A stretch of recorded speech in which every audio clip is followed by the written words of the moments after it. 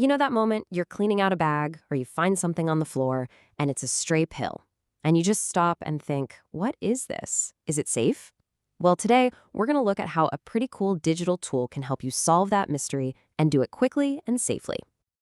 Yeah, it happens to all of us, right? Maybe a pill fell out of the bottle or got lost in your travel bag, or hey, maybe you're helping a family member sort through their medications.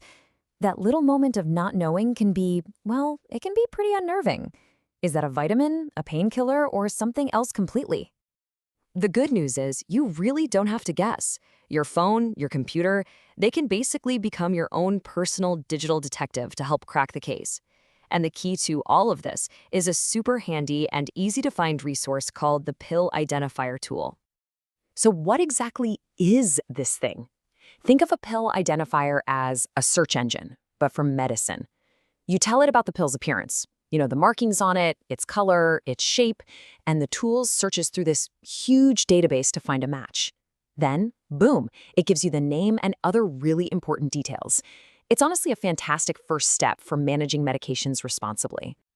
Now, you might be thinking, this sounds kind of complicated, but trust me, it's not.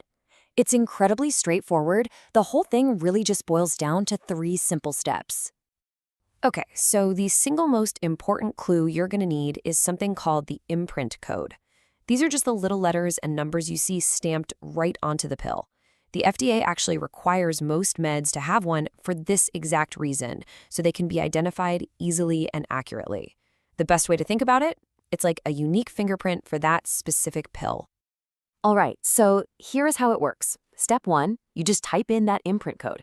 Then, to help the tool narrow things down, you'll pick the pill's color and its shape, usually from a super simple drop-down menu. It's that combination of details that lets the tool zero in on the exact match in its system. But wait a second, what if there are markings on both sides of the pill?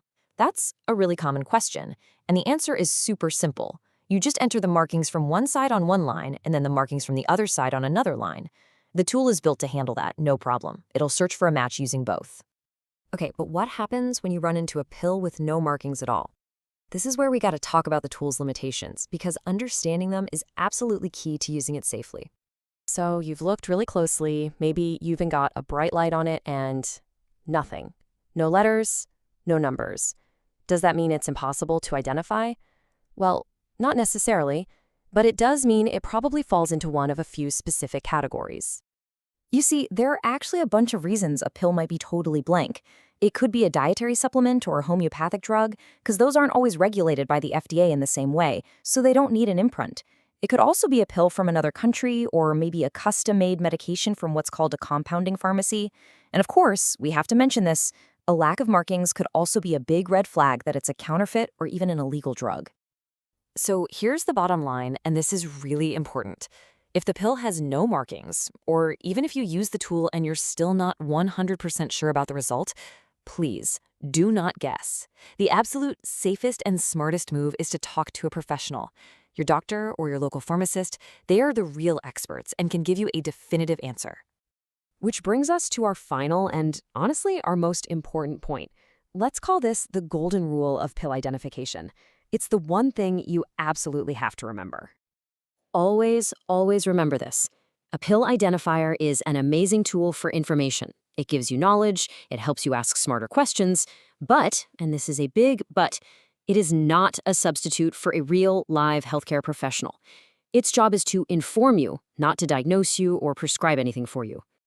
At the end of the day, any decision about your health, taking a new medication, stopping one, changing your dose, anything, that has to be a conversation you have with a qualified healthcare professional. They're the only ones who know your whole medical history and can make sure you're making the absolute safest choice for you. When you think about it, tools like this are just incredibly powerful, right? They put so much information right at our fingertips. So it kind of leaves us with this bigger question to chew on. How can we keep using technology like this, not just to answer a quick question, but to become more active, more engaged, and ultimately safer partners in our own health? Something to think about. Thanks so much for joining me for this one.